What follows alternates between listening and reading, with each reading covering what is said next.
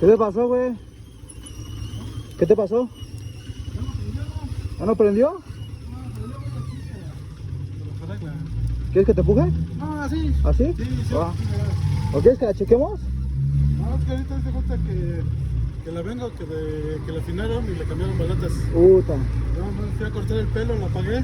Ya no Ya prendió. lo prendió, pues se lo voy a llevar a este güey para que vea la falla. Oh, va, cuídate, bro.